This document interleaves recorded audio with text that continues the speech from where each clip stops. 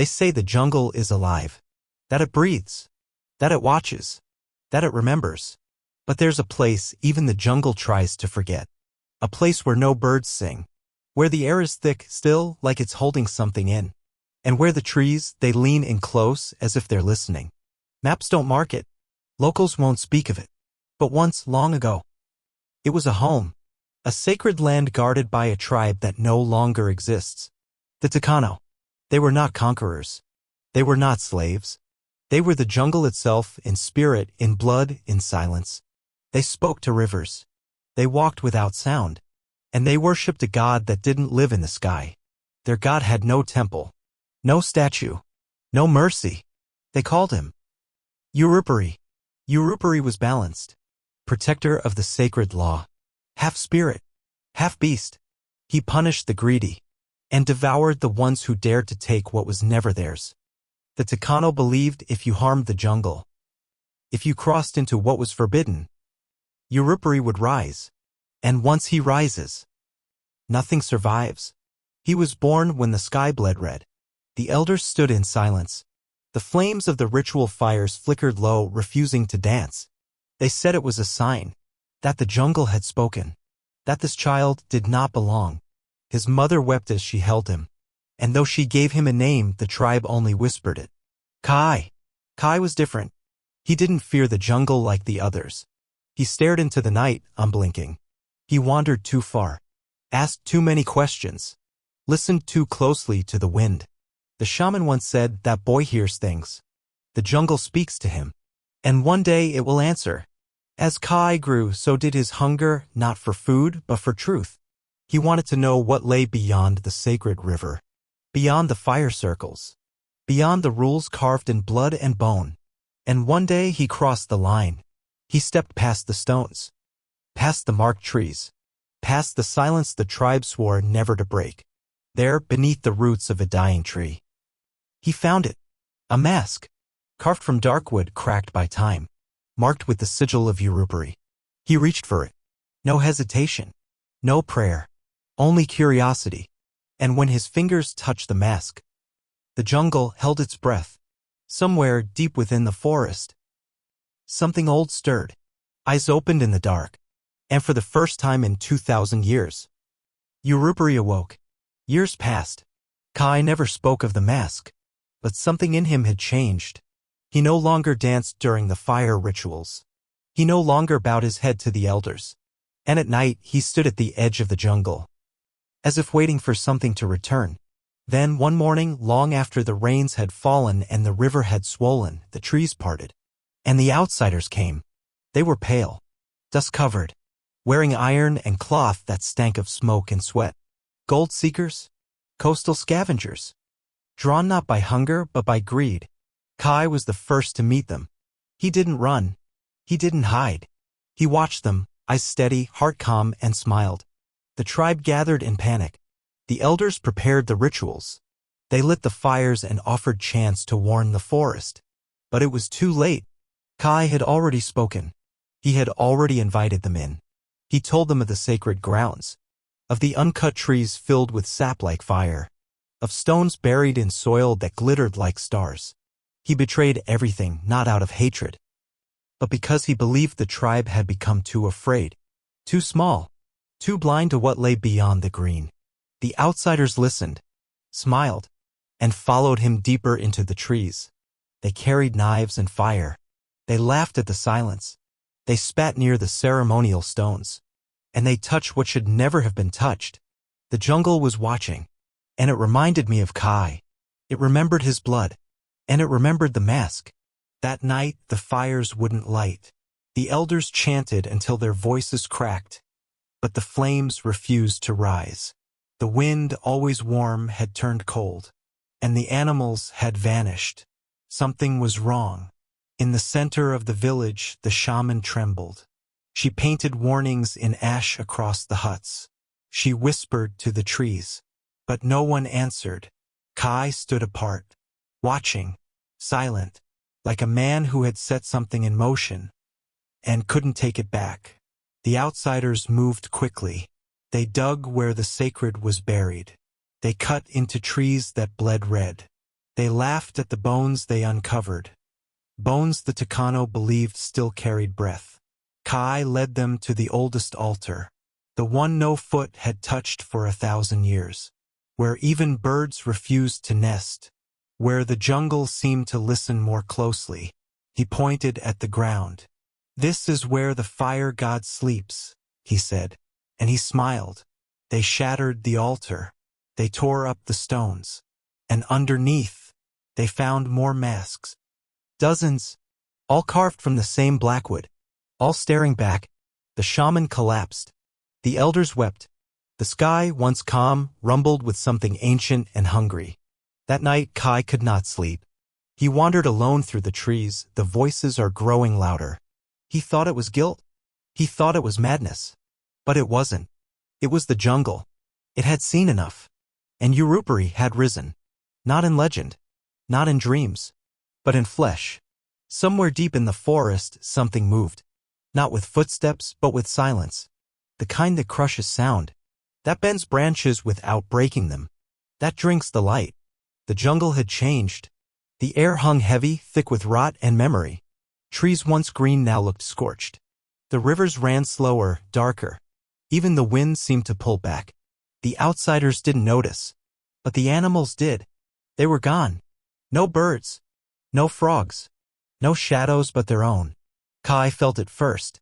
A pressure behind the eyes. A tremble beneath the earth. And a sound not loud, not soft, just old. A breathing that wasn't his. He turned back toward the altar ruins. And saw it. Yurupari. Not a god of gold or fire. Not a beast of muscle and teeth. But something else. Its form shifted, bark, smoke, bone. Its face is half hidden by a cracked black mask. Eyes burning but hollow. As if it had seen too much to ever blink again. It didn't roar. It didn't charge. I watched. And as it watched, the jungle moved with it. Trees bent. Vines curled. The ground pulsed. Yurupari didn't come to fight. He came to cleanse. The first to go was the man who lit the fires. He vanished between blinks. No scream. No trace.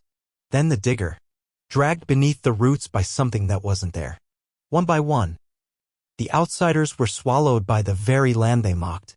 Kai stood frozen. He wanted to run, but the jungle was inside him now. He had called this. He had fed it.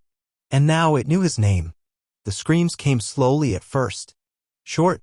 Scattered. Swallowed quickly by the trees. Then came the night. The real night. Not the kind that brings sleep. But the kind that seals the sky. No stars. No moon. No escape. The jungle was no longer a place. It was a mind. Alive. Aware. Awake. And it was angry. Vines moved without wind. Roots cracked through the soil like claws. The trees themselves leaned inward, closing the path behind every step. The outsiders tried to run. They split into groups, shouting names, firing blindly into the dark. But the jungle had no ears for their voices. What they didn't understand was that this wasn't a hunt. It was a judgment. They had broken the balance. They had touched what was sacred. They had followed a boy who had forgotten who he was. And now the jungle would forget them. Kai ran, not out of fear but guilt. Everything was burning behind his eyes. The elders gone. The shaman gone. The faces he grew up with gone. Taken by something he awakened. He found himself back at the altar. The broken stones now crawl with vines. The black mask, still staring up at him. And he realized it wasn't Yurupari who had awakened. It was the jungle. Yurupari was only its voice. The real God. Everything was. Every tree. Every drop of water. Every breath. And Kai had betrayed it all. The jungle, once a womb, had become a furnace. Flames licked the branches. Smoke poured through the trees like breath from a dying god. But no one had set the fire. It had started on its own. Lit not by hands, but by fury. Kai stumbled through the thick heat. His feet blistered, eyes watering. He called for help, but no voice answered. Only the crackle of burning roots. Only the low rumble of something ancient still moving beneath it all. The few remaining outsiders screamed for the river. They ran blindly, following the smoke instead of the sky. But the jungle turned in circles. Every path led back to the flames. One man begged to be spared. He dropped to his knees and wept beside a broken tree. But the tree moved, and it swallowed him whole. The others vanished the same way, pulled into the mud, crushed beneath bark, dragged into holes that hadn't been their seconds before. There were no bodies, no blood, only silence. And Kai? He fell to his knees. For the first time he cried not as a traitor, but as a child. He called out to the jungle, to the mask, to the spirit whose name he'd whispered so easily. "Take me," he said. "If this was my doing, end it with me." But the jungle didn't answer. Not with words, not with fire. It simply watched. And for the first time since the blood moon, Kai heard nothing. No birds, no trees, not even his own breath. Only stillness. When the smoke cleared, there was no tribe, no outsiders, no footprints, only ash. The jungle had swallowed them all, like a wound healing over itself, covering the scar, burying the memory. Only Kai remained, not because he was spared, but because he wasn't finished. He wandered alone for days. No food, no water. The jungle gave him nothing, not a fruit, not a drop, until one morning he awoke beneath the old altar, the same place where it had all begun, and the mask was gone. In its place lay a single feather, bright red, untouched by ash, a sign, not of forgiveness, but of survival. He understood then, Yurupari had not punished him. It had changed him, marked him, not as a warrior, not as a god, but as a voice, the last voice of a tribe that no longer existed. Kai never returned to the old clearing. He walked far, far beyond the jungle's breath, to places where trees no longer speak, to where fire is worshipped without fear. And he told the story, quietly, to those willing to listen. Most didn't believe him. They called it a myth. I called it madness. But sometimes when the wind is right, and the jungle sighs, they hear the silence, and remember that once, long ago, the earth itself opened its eyes. Time moved on. Generations rose and fell. Empires came with flags and fire, and left with nothing but bones beneath their boots. Roads were built where rivers once whispered. Trees were cut. Names were forgotten. The Takano became a legend. Then rumor. Then silence. Only the jungle is remembered, and even grew tired of speaking. Years turned into centuries, until one day a mapmaker crossed a path no one had walked in 1,000 years. He stopped at a clearing where nothing grew. No flowers, no trees, just dirt untouched and undisturbed. There he saw something carved into a stone, not words, not a warning, a mask, not old, not buried, just waiting. He took a photograph, marked the location, but by the time he looked back, the stone was gone. No sign, no imprint, only jungle. He never returned, but his journal remained. Inside, scribbled on the last page, were only 6 words: "The jungle doesn't forget its own." Some say it's just a story, a fable lost in vines and smoke, an old tale told to scare explorers and children. But deep in the archives of an unnamed university in Brazil, there's a wooden box. No label, no record, just dust and a quiet warning etched into the lid: "Do not open near forested soil."